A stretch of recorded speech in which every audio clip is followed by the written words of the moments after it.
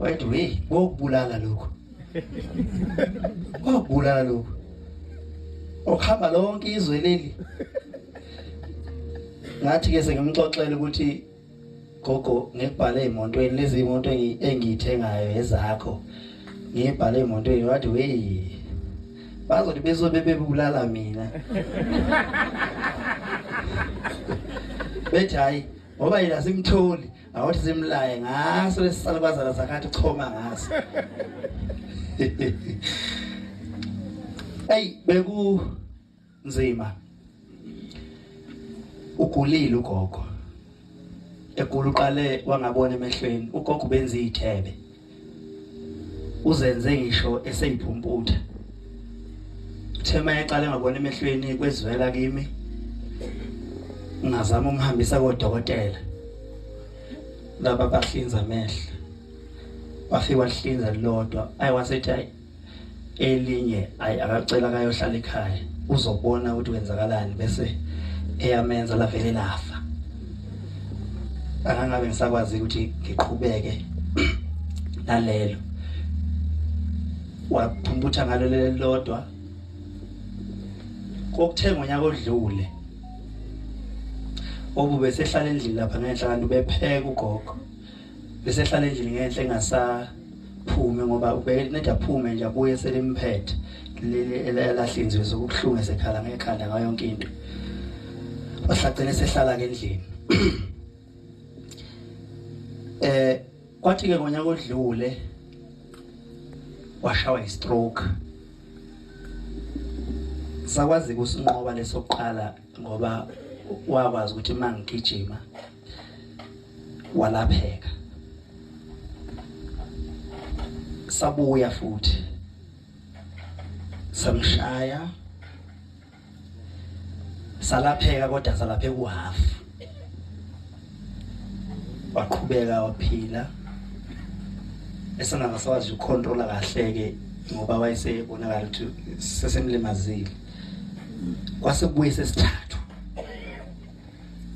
esesithathu esithema sibuya ke kwazanywa konke la ekhaya kusungathi kusesibhedlela ngoba bekushintsha nodokotela la ekhaya ngoba besingasawazi umhambisa ubeze umuntu osemdala bevele ngifona udokotela mathi ubiza malini nithi ihambe ekhaya bangazi odokotela ompangeni abasuka ko private bejikela ama invoice nje phela bejikela ama invoice ngithi hayi mangenzela ugogo kulungile bamzama isikhathi bese kunesikhathi eside ke ephila lokho ngisho ngenalutho imoto nje sakwazi ukumthatha bese ngithatha nje ngithumela ufanele othatha ugogo eyojova athole nje nezinto engabo drip engabe yini nokutheke kulonyaka eshawa istroke sesithathu ngazama ngakho konke ukuthi ngihlenge impilo elwa ngoba ugogo belwa futhi ngaze ngasho ngathi umuntu engathi ngamfuza ngoba strong obe strong bengazidlike kusukela ngimazi ngisengane wayengazidli izinto onyama yenkunku ukudla okuthosiwe zonke lezo zinto bengazidli ubengana BP enganalutho wethanda futhi ukunikana ukudla kwakhe kanti kubi bekubi kakhulu so ngazama ke ngithe mase ngibona ukuthi hayi sange sengehluleka ngaqhubeka isibindi ngamthatha kuwo uDecember lo ngamusa esibhedlela nakhona ufike wahlala 2 weeks bamfaka amanzi bamfaka ama-3 bamfaka zonke izinto basho futhi odokotela ukuthi hayi ugogo usekhulile njengoba ugogo engasadli ngoba imhlathi bengasavuleki angeke besakwazi umbhoboza bemfaka ipayipi azodla ngalo ngoba usemdala futhi maye lokho ehlele esibhedlela akukho ngaka azogcina esizakala ngakho ngambuyisa ngolwesine ngamletha ekhaya nami ke ngigijima ngiyagijima ngihambe ngiperforma lonke izwe leli uthi kona wonke ama date engangibhukwe kona umhla ka 23 angabhukhiwe kona ithuba engathola ukuza ngale ekhaya lelo. Mangifika ekhaya kanti uzohambela phambi kwami. Kuthi nje ngabo 10 ntambama kungena udadewethu ongilamaya athi uAntu uthi akucele ezansi. Ngithi nawo gogo akasekho kushuthi. Bese ngimbuza nje ukuthi ukwenze njani?